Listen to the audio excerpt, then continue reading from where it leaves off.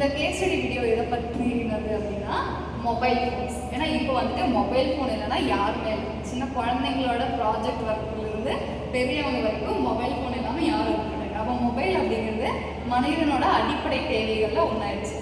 உணவு, உடை, இருப்பிடம் அது போக அதோட அடிஷனலாக மொபைல் ஆயிடுச்சு. மொபைல் இல்லாமல் யாருமே இல்லை. அப்படிப்பட்ட மொபைல் இந்த சமகாலத்தில் மாணவர்களோட லைஃப்ல என்னெல்லாம் தாக்கத்தை ஏற்படுத்துது.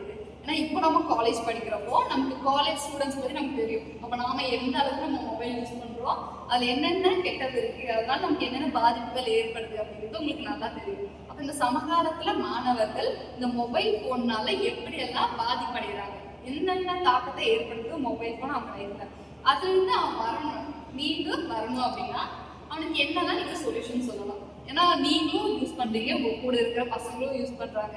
அப்போ எந்தெந்த வழிகளை தவறாக யூஸ் பண்ணுறாங்கன்றது உங்களுக்கே தெரியும். அந்த தவறிலிருந்து வெளியே வரணும் அப்படின்னா அவன் என்னெல்லாம் பண்ணணும் அப்படிங்கிற சொல்யூஷனை நீங்களே சொல்லலாம்.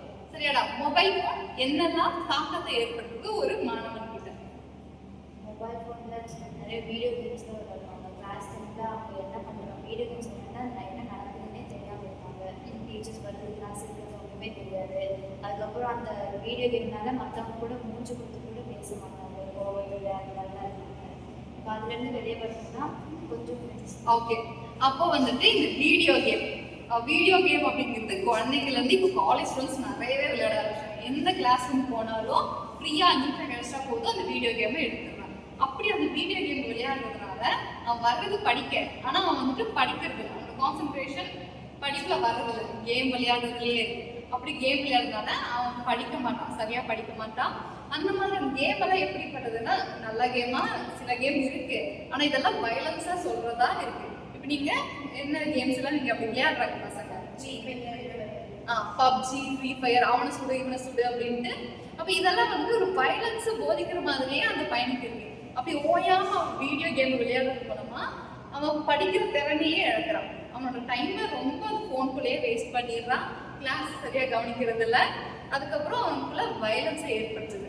அப்ப இதெல்லாம் வந்துட்டு இந்த மாணவன் கிட்ட மொபைல் ஏற்படுத்தக்கூடிய பிரச்சனைகள். இன்னும் வேற என்னென்ன பிரச்சனைகள்லாம் ஏற்படுது இந்த மொபைல்? இப்போ அந்த கேமிங்லேயே வந்து இப்போ ஒரு காஸ்டியூம் வந்து நம்ம பை பண்ணிக்கலான்ற மாதிரிலாம் நிறைய ஆப்ஷன்ஸ் கொடுத்துருக்காங்க. அதில் வந்து ரியல் மணி பே பண்ணி அதை வந்து நம்ம வாங்குற மாதிரி ஒரு ஆப்ஷன் கொடுத்துருப்பாங்க. இப்போ அவங்க அந்த கேமில் ரொம்ப அடிக்ட் ஆனதுனால அவங்களோட ரியல் அவங்க பேரண்ட்ஸோட மணியோ அந்த மணியெல்லாம் வந்து அதில் அவங்களுக்கு தெரியாமல் இன்வெஸ்ட் பண்ணி அது மூலியமாக ப்ராப்ளம் கிரியேட் பண்ணும். இது ஒரு நல்ல பாயிண்ட். ஏன்னா வந்துட்டு சமகாலத்தில் நிறைய பேர் இந்த மாதிரி ரம்மி சர்க்கிள் அது இதுன்னு நிறைய கேமிங் விளையாட அது நல்லா அடிக்ட் ஆகி அதில் பணம் கட்டி விளையாடணும்னாலும் விளையாடுறாங்க. இந்த மாதிரி இவங்க சொன்ன மாதிரி இந்த பைக் அது இதுன்னு சொல்லி அதுக்குள்ள அடிக்ட் ஆகி போக போக அவன் பணம் பே பண்ணி அவனோட மணி ஃபுல்லாக இழக்கிறான். இது நிறைய இடத்துல நம்ம பார்த்துருக்கோம். இந்த ரம்மி விளையாடி நிறைய பணத்தை இழந்தாங்க. அப்போ இதுலலாம் ஒரு அடிக்டான பையன் அவன்கிட்ட பணம் இல்லாதப்போ பேரண்ட்ஸ் கிட்ட ஏமாற்றி அவங்களோட பணத்தை வாங்கி கொடுப்பான். அப்போ இந்த கேமுக்காக பேரண்ட்ஸை ஏமாத்துவான். அப்போ அவனோட கேரக்டரையே தப்பா மாறுற அளவுக்கு இந்த மொபைல் அடிக்ஷன், இந்த கேமோட அடிக்ஷன் அவன்கிட்ட இருக்குது. இது வந்துட்டு பல பிரச்சனைகளை உருவாகுது. ஏன்னா அவனோட கேரக்டரையே மாற்றுது. அவர் நல்ல பையன் கெட்ட பையனா ஆயிடுறான். அடுத்து வேற என்னென்ன தாக்கத்தை ஏற்படுத்துது? அதே கேம் விளையாடுறாங்க, அவங்க வந்து ஒரே இடத்துல உட்காந்துட்டே கேம் விளையாடுவாங்க. அப்போ வந்துட்டு அவங்களுக்கு லேசியாகி ஹெல்த் இஷ்யூஸ் வந்து அன்ஹெல்த்தியாக இருப்பாங்க.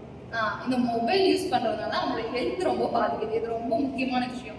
ஏன்னா எப்பயுமே அந்த மொபைல் யூஸ் பண்ணி அவனுக்கு கண்ணுக்கு பாதிப்பு, அதனால தலைவலி வருது.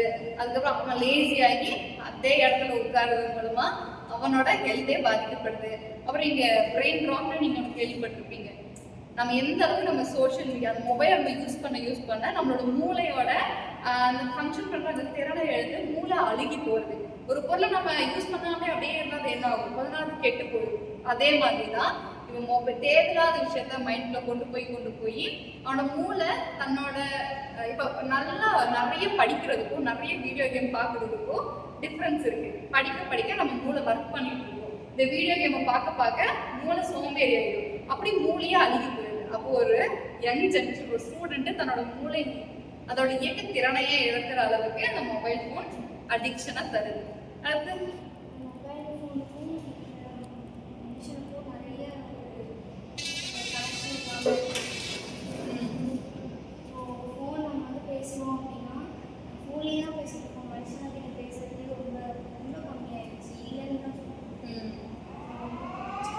கேட்கறதே இல்லை. மொபைல் ஃபோன்லேயே இருக்கிறனால வீட்டுக்கு போனால் பேரண்ட்ஸ் கிட்ட கொடுக்க பேசுறது, அந்த மாதிரி ஒரு கேப்பை இந்த மொபைல் ஃபோன் அப்படிங்கிறது கொடுக்குது. இது வந்துட்டு அவனோட லைஃப்ல ரொம்ப கெட்ட விஷயமா இருக்கு. அப்போ இதெல்லாம் பண்ணக்கூடாது அப்படின்னா அவன் என்னதான் பண்ணலாம்? உங்களுக்கு கொஞ்சம் டைம் ஸ்பெண்ட் ஆ